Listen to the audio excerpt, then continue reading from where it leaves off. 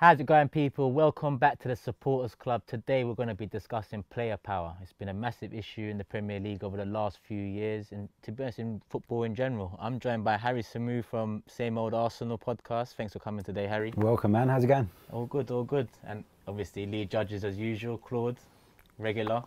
Nice to see you back again. Yeah. Let's start with Harry, first time on the show. What's your opinion on player power?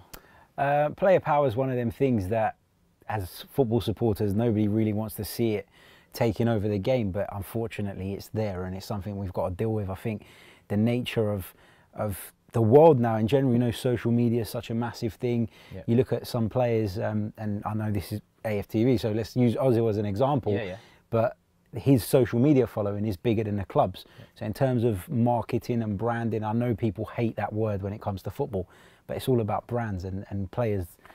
Massive players, there's so many of them around the world that are turning into bigger brands in their clubs. So as a football fan, obviously we tend to look at the players and get satisfaction from players more so than our managers. That just tends to be the way, even from our generation growing up. We looked at players like Ian Wright, Tony Adams, and we built a bond with them players through Arsenal. But now it comes to a stage where we take Ozil, for example, star man at Arsenal, highest earner, but it's become an issue with, does the manager like him? Does he like the manager's style of play? It's football in 2019 now. I think the key point is with a manager, so you make more investment as a club in a star player. So it's not only the money that you've paid for them, it's the contract, and they have a sell-on value. A manager doesn't have a sell-on value. So I think that's why clubs tend to side with the player over the manager, because the size of the investment that they've made on that player means it's not a good business decision to choose the manager over that. Yeah, the manager just kind of runs the ship, doesn't he? That's how they see it nowadays. Like Lee, recently, more recently, it's been the Kepa situation, not coming off to Sarri's demands. Player power in general, what do you think about it? You come from a generation where, come on. Years ago, it was the fans that got the manager sacked. Now it's the players. Yep. It's changed. Football's changed. Harry's just made up a good point there when you said it's business decisions. It's not footballing decisions no more. But, you know, you look at the Kepa one, I've never seen nothing like that in my life, you know what I mean?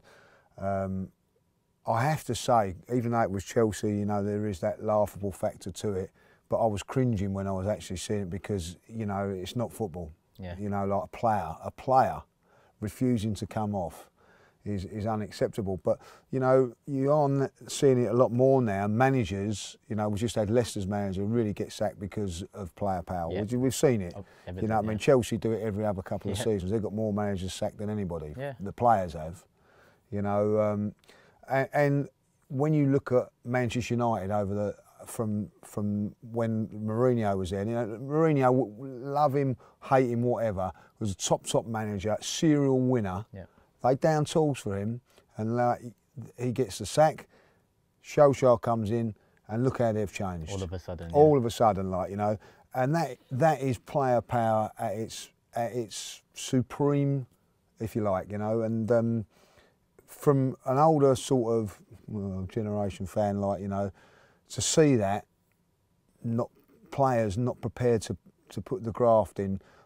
When you think about it, they're not prepared. They're prepared to down tools because of the manager. But what about the fans that are going and paying all that money every week to see their players not perform? Yeah. You know, it's scandalous, really, when you think about it from a fan's point of view. And then I think it's taken on another level now with this Kepa thing, you know, and it shows you how powerful it is, Turkish, when they turn around and say, you know, it was a misunderstanding. And all of a sudden, like, from a misunderstanding, he's been fined a week's wages and dropped. Yeah. You know, so it's just, it doesn't sit comfortable. It's delicate because. And what does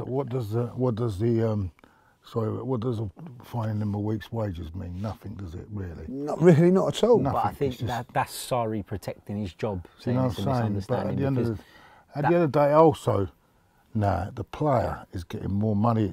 Like years ago, it was the manager was getting the most money. Yeah. Now the players are getting more money than the manager.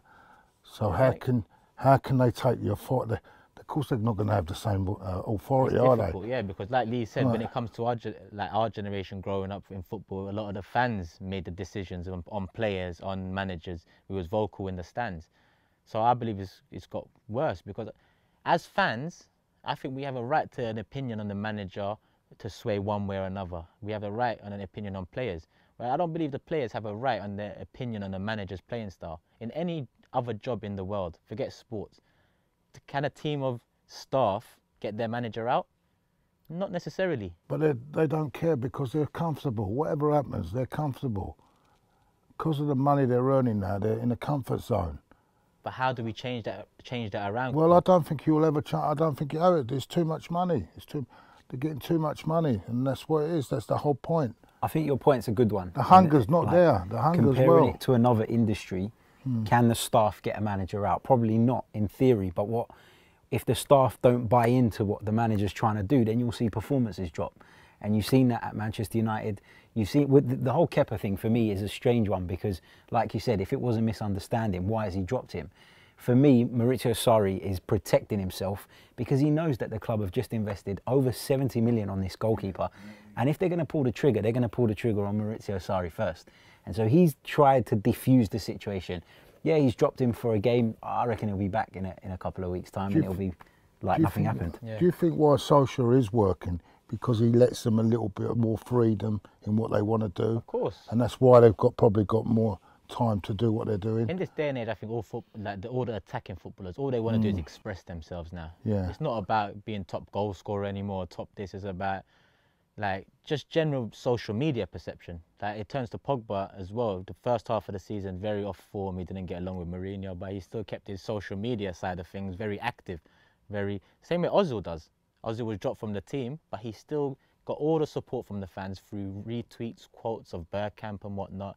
So it's a tool for them to use against the manager.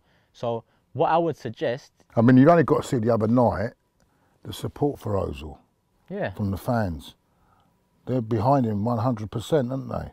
Well, yeah, it's game to game. You can see the support for Ozil the other night when he came off. When he came towards that corner, everyone rose, didn't they? Yeah, yeah. You know so what we're saying here is someone like Ozil, because he's on 350 grand a week, he knows that somewhere along the line the manager's got to give in. Like, which is wrong. With the cap, you know, the Kepa one, like, you know, it's a great point just made there. You know, it's 70 million. You know what I mean? So, you know, if you was you know, a £10 million player, would you have the bottle to do that? You know what I mean? So it's the more money you're worth and the more high profile you are, you know, you have to admire people like Cristiano Ronaldo and Messi then that continue. But do they have contracts or something to say, look, you can't take me off? You know what I mean? This is where you're going to get minefields now are going to happen from this, I think. Do you think we're too quick to label stuff as that it's got to do with player power though? You know, sometimes there's disagreements and stuff, and that happens everywhere. But as a manager, and I think when we was hearing some stuff about Tony Adams last night, and what was so good about him being a leader, I know he's slightly different because he's the captain, but a good leader knows how to adapt his approach to different people. Some players you need to put your arm around them, some players you need to lay into them. And that is where managers sometimes go wrong. And that's where Solskjaer, as the example, has gone in there and he's put his arm around the likes of Pogba because he knows how pivotal that player is to that team and he's got the maximum out of him. Like United did, like Ferguson done with Cantona. He knew that he could, he's one player that he could let him do what he want, let him loose, you know. But he treated the players differently, you know, different characters differently, you know what I mean? To get the best out of them. How does that leave the manager then? Like, so how does that leave manager? You know, sorry. You look at Ferguson, you know, obviously he ruled with an iron fist and, you know, like the incident with David Beckham against Arsenal, wasn't it, in the FA Cup. But ultimately, he was the power, you know, but I look at that Sarri, you know, he's walking down the tunnel, he don't know what, you know what I mean, or if I walk through that tunnel, what's going to happen? Like, you know, it just, I don't see, you know, like how Chelsea can recover from that situation. I really can't. What will happen with that goalkeeper? I think the Chelsea situation, dust it under the carpet? I think the Chelsea situation dates back to Mourinho's second stint at the club. I think when he came in, I think Abramovich's aim was he wanted Mourinho for the long haul. He brought him back for 10 years minimum. It didn't work out and the player power got him out. Conte came in. Everything was going well. He brought a new formation to the league, 5 at the back. Conte brought that in. It worked well, won the league. The next year, player power got him out. Now I think Chelsea have revisited it again, and said, let's get a manager in that's actually got a philosophy. Now, he hasn't won nothing, but looking at Klopp in Liverpool, looking at Guardiola, looking at Pochettino and Tottenham, consistency, philosophy, and it's paid dividends in the end, 3-4 years in. So I think they gave Sarri the job with this in mind. Now it's come to a point where player power seems like at Chelsea is causing an issue again. Do Chelsea act the way they have done in the past 6-7 years and continue that? Or do they cut the line there and say, we're sticking by the manager this time? Because how far can you go sticking by players when Hazard's flirting with Real Madrid every summer? I think it's about results, though. I think if we go back to the fundamental basics, it's about results. If you're getting results, there's no problem as a manager. When Unai Emery's team were getting results at the beginning of the season and we were going unbeaten and Ozil was sort of in and out of the team, nobody had an issue with it. But it's when the results start to go south that the player power thing starts to kick in. Because as a manager, if you're picking your team and you're getting your results, nobody can question you. What have they got to question you about? The minute things start going south, then the problem comes. Don't you think as a fan base we have to hold some accountability for the way it's happened? Because surely we are part of the reason players have power. Social media following is the fans. Yeah. The support is the fans. When he came out with the Bergkamp tweet, I'm going to go to Ozil again, the Bergkamp tweet, it was the fans. So we have to play some sort of part and put Arsenal first, or put your club first. Even if I'm talking to a Chelsea fan, I'd say to him, Sarri, I actually like Sarri as a man. I think he's got a good philosophy. He needs a few windows, similar to Emery. Stick by him. That's what would be my recommendation to them. But it's just nowadays, people have built that bond with players so deeply that they forget the bigger picture, which is the football club. Yeah. Absolutely. Chopping and changing your manager every 2 years hasn't worked for anyone. Yes, they've won a league here and there, but in terms of longevity, who has it worked for?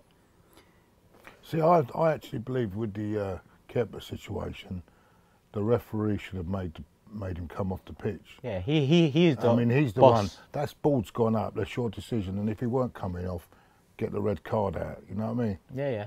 But the referee's probably in a position where he probably, in that situation, you got a man that's been bought for 17 million, arguing with a manager that's on millions a year, and you're just the ref who's on however much money a year, 30 grand a year, whatever.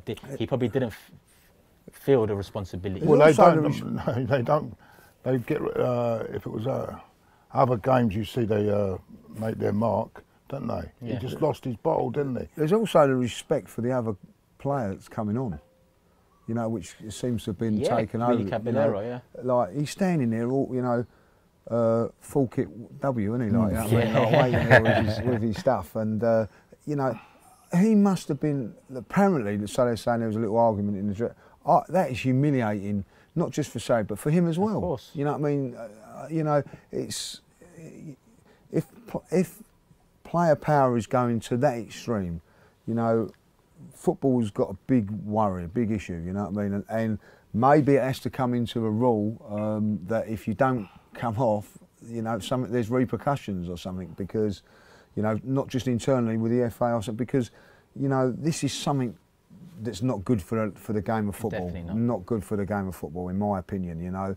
It's also disrespectful to the other keeper as well. Yeah, exactly, you know what I mean? And it, you know, from my point of view as an Arsenal fan, thank God it weren't Arsenal. Yeah, yeah. Thank God it weren't Arsenal. And you know what? Another point that I've in the past few weeks on AFTV, I've mentioned a lot about the captaincy issue at Arsenal, and this relates to player power, I think, because if you've got a strong captain there, a captain used to be the link between the manager and the players.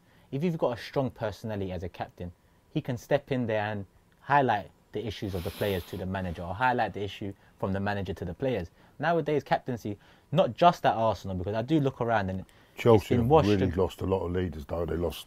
Exactly. They've lost Terry, Drogba, Lampard. They're all leaders, aren't they? Exactly. And if you look at the captains we've had, Adams, Vieira, if you look at Roy Keane, even if you look at now Vincent Kompany, if these people are on the pitch and a player says they're not coming off, they will grab that player and make sure they get off the pitch. Whereas say Azpilicueta went up, and I think the Spanish connection took over more so than his role in the team as a captain. In my opinion, judging from that incident, Cesar Azpilicueta is not captain material. A captain, yes, the referee should take lead in it, but if not, the captain should take the next lead. And no one was taking responsibility on that pitch. And this comes back to Arsenal for me. If that was Terry, he'd be having his dinner with his straw after a Well, the end of it, you know, David Luiz, I think Aspilicueta's got a little bit of stick out of this when he was, obviously he's Brazilian, so David Luiz has gone up to him and you know, I think he could have forced the issue a lot more. An experienced central defender whispered something like, you know, doing all of that. Yeah, all of that, which I can't stand, by the way. What's all that about, like, you know? And then the next breath, he goes up into an interview and turns around and says like, oh yeah, I thought he should have gone off. And what you know, what messages are being put out, you know, to fans? Yeah. You know, and you know, as I say, I've got no alliance to Chelsea whatsoever. You know, and I'm hoping that it will blow up in their faces for our advantage. But I just think that, you know, it was cringeworthy as an Arsenal fan watching the game. And the other side of it is, Chelsea played well in that game, but no one's talking about it because of player power. Yeah. You know. Do you think it's disrespectful then? We're talking about like the disrespect to the player that's coming off, that's coming on. Sorry, is it not the same kind of thing though when a player gets taken off and he's walking off and he's throwing his toys out the pram? It's a bit that disrespect. kind of would you say that it's not on the same level? But it's not on the same level. I think that's always happened, Harry. I think you can go from football all the way through. That's always happened. You know, I remember Sanchez throwing his gloves off and things like that. You don't like it as a fan, but you can relate to it because at the end of the day, it's always nice to see a player doesn't want to come off the park. And you know, let's be honest. If you ain't, no one's never going to be happy if they're substituted. You know, unless you're injured. But you're not going to be unhappy about it. But to see that, to me, it's just, I don't know, it's a different ball game now. It's gone to a different level.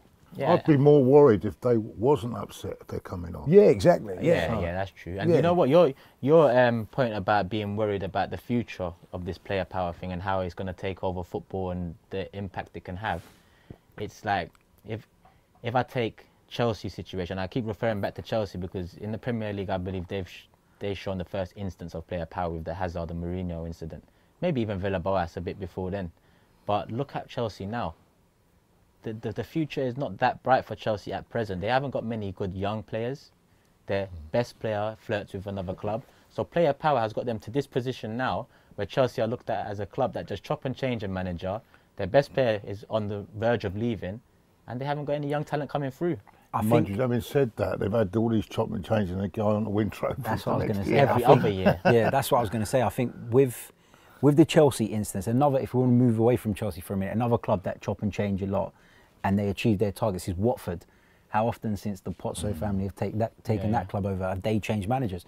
But they've become an established mid-table Premier League club as a result of it. And it's very hard to say that Abramovich's approach of chopping and changing hasn't worked because, like you said, every other season they're winning a title. They've won the Champions League, and it's something that we're still waiting to do. So it's very difficult to sit here and say that their approach is completely wrong. I think the ruthlessness is necessary if you want to achieve. Yeah, because you're right. It appeases fans at the. Obviously, when it's Hazard and Mourinho, if I'm a Chelsea fan and I've got to pick out Hazard and Mourinho at that time, my general perception would be Hazard, star player, great on the eye, whatever. Again with Conte, that's when as a fan I'd be like, it's happening again. Why is it happening again? Conte won the league in his first year. He brought a fresh approach to the league. Maybe we should stick by him. It didn't happen. They went with player power again. Now Hazard's near the end of his reign, let's say. He's near the end of his reign, whether he's getting on a bit or whether he's going to move club. Chelsea's sticking by him instead of sticking by a manager and giving a manager maybe 3-4 years to build a youth system up and build a philosophy up, which from, let's say, 3 years ago, let's say 2016, if they did that, they might be in a much better position now without a league title in the 3 years. Yes, they've got one league title in 3 years. Yes, that's great. But they might be in a better position if they gave one manager 3-4 years. They had youth coming through. They like a Man City or Liverpool. Yeah, it's just a different operating model, isn't it? It's a big risk either way. The other side of it is player power. Is you can go like the Kappa way what he's gone, but the other one is the Man United have done with the players when it's coming to new contracts. Yeah. Basically, they've all said, look, you know, if Mourinho's here, I'm not signing this contract. Now the power is like, well, hold on a minute, you're going to go on a free transfer, or you know. So what they've gone in to negotiate, I'm happy to sign a new 3-year, 4-year deal if he's not manager. Yeah. you know. So all of a sudden, players going down a different avenue now of a financial and contract ones. That's what Man United have done. They've not been as naive, if you like, or as say like someone like Kappa. But what they've done is been more calculated and turned around and said, like, you know, Martial, no, I'm not going to sign, knowing that he can go to a club for nothing. Man United then are forced to think, well, we can't afford to let him go for nothing. Then we've got De Gea going for nothing as well. We've got to weigh up this situation. And I'm sorry, with all 3 or 4 players, with all this potentially losing hundreds of millions of pounds to £19 million to clear you out, clear your desk, Mr. Mourinho.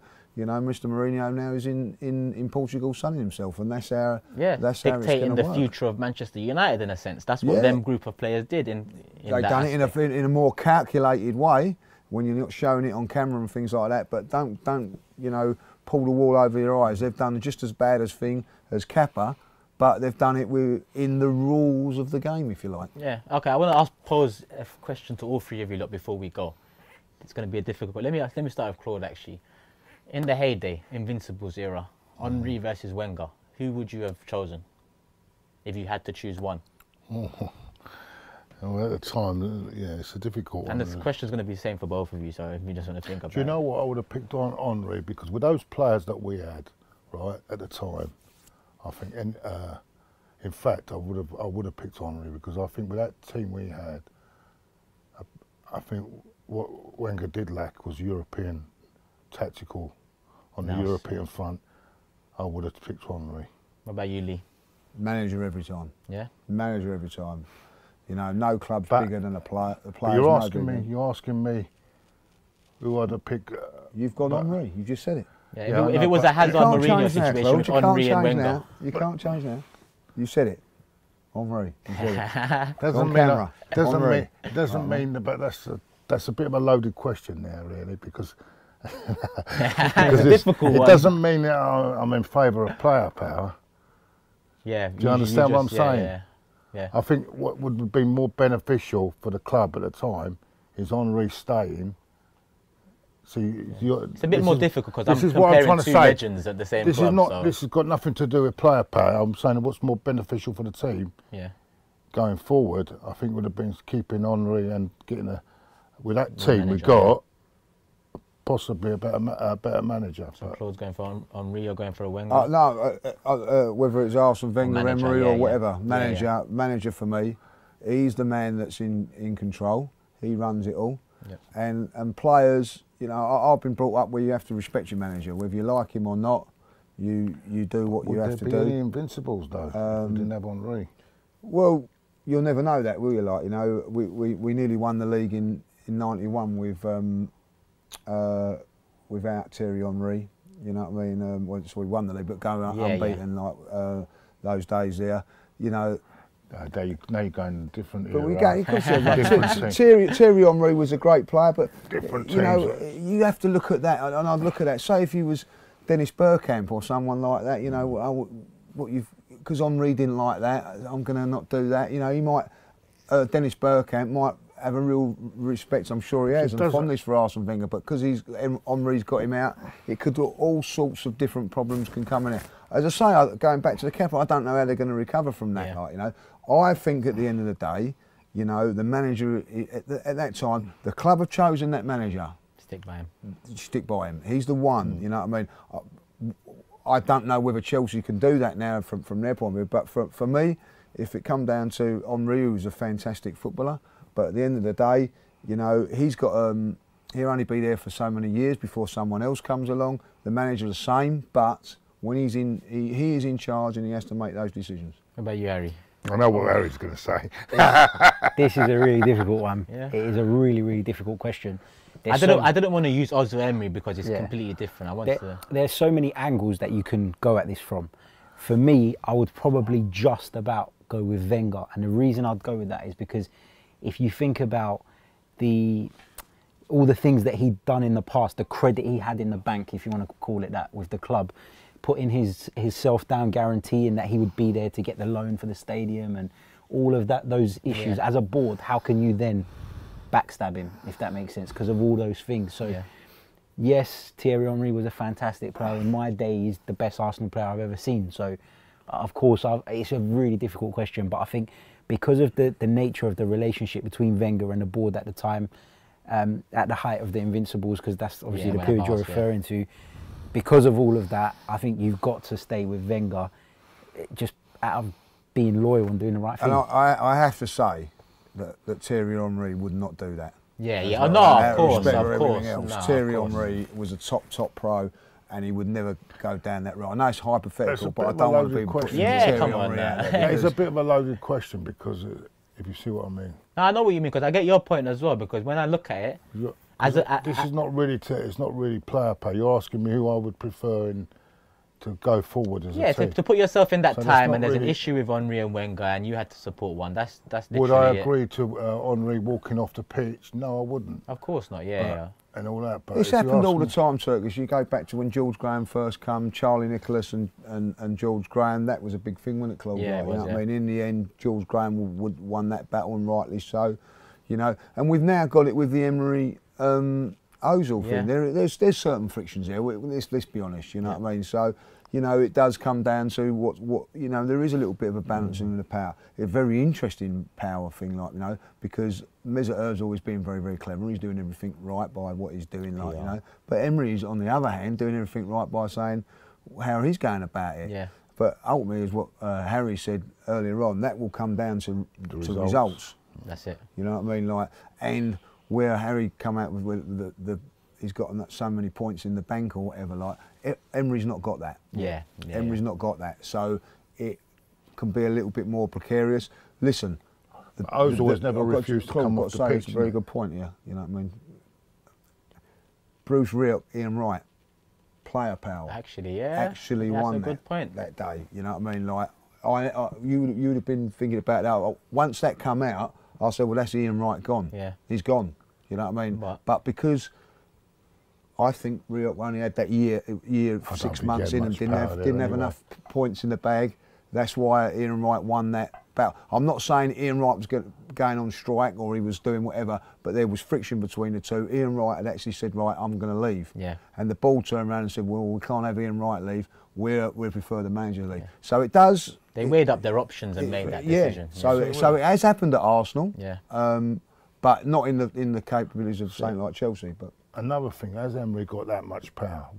If you look at it, they only gave him a 2-year contract, so they're not really giving him that much of confidence in him, have they? 2-year contract.